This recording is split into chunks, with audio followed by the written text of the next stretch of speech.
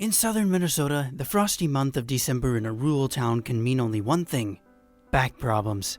If you live anywhere north of Iowa, you know this. Once autumn decides to quit fooling around and the weather engine shifts gears from chilly to freezing, a sad, sinking feeling inevitably ensues, because everyone knows that once the flakes start falling, the backs start aching. Granted, a fresh blanket of fluffy snow draped softly over thickets of evergreens certainly radiates good cheer, but beware, there is an ominous drawback that surely lurks therein. Allow me to elaborate. We Minnesotans practice something that is affectionately known as shoveling snow.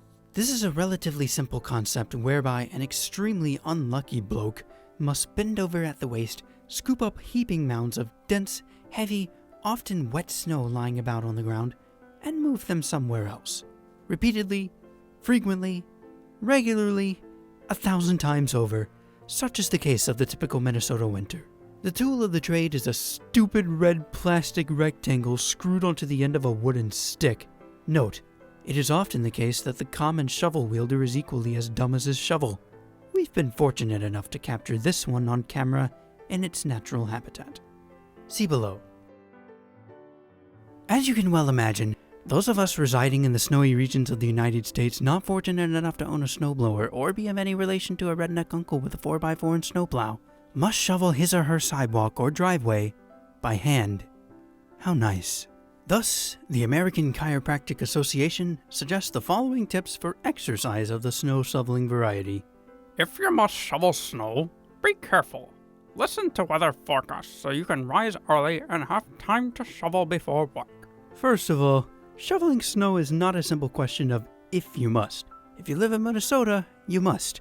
Second of all, who really has time to wake up early, tune into the local radio station to note the forecast as slurred by some misinformed, oblivious DJ who doesn't know how to pronounce semi-big words, and ultimately plan out a shoveling schedule accordingly? I'm sorry, but if you do this, you're hilarious. Layer clothing to keep your muscles warm and flexible. Duh. Shoveling constrained, deconditioned muscles between your shoulders and your upper back, lower back, buttocks, and legs. So do some warm-up stretching before you grab that shovel. I don't know how it works in other northern states, but in Minnesota, winters are pretty notorious for getting down to business. If it's going to snow, it snows. The flakes fall faster than you can shovel. Your footprints fill in and disappear in seconds. You don't have time to do jumping jacks and hamstring stretches before you tuck on your sister's Hello Kitty mittens and trudge out to the sidewalk to have at it. You are at war. There is much at stake. You must stay focused at all times. Remember that thing Mr. Miyagi did with his eyes and his 2 fingers in The Karate Kid? Yeah, that. When you do shovel, push the snow straight ahead. Don't throw it, walk it to the snowbank. Avoid sudden twisting and turning motions.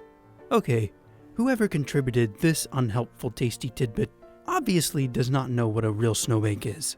In Minnesota, snowbanks are mountainous. They are taller than some trees. They are meaner than Satan. They eat innocent bystanders for lunch. You have to put your heart and soul into your work. In fact, your whole body. You must hurl and fling and catapult the snow up and over so that those wretched white piles don't come crashing back down, thus creating more work for yourself. This, by any stretch of the imagination, is not an easy thing to do after you've done it 100 times in repetition. Bend your knees to lift when shoveling. Let the muscles of your legs and arms do the work, not your back. For some reason, this brings to mind Kevin McAllister's creepy shoveling neighbor from Home Alone. It's also worth mentioning that Kevin's older brother Buzz equals amazing. Take frequent rest breaks to take the strain off your muscles. A fatigued body asks for injury. And be sure to carefully map out your rest breaks in 15-minute intervals so you can drop everything, clutch a can of Mountain Dew in your big chubby hand, and watch blooper clips from Dirty Jobs on YouTube. Fail! Stop if you feel chest pain, or get really tired, or have shortness of breath. You may need immediate professional help.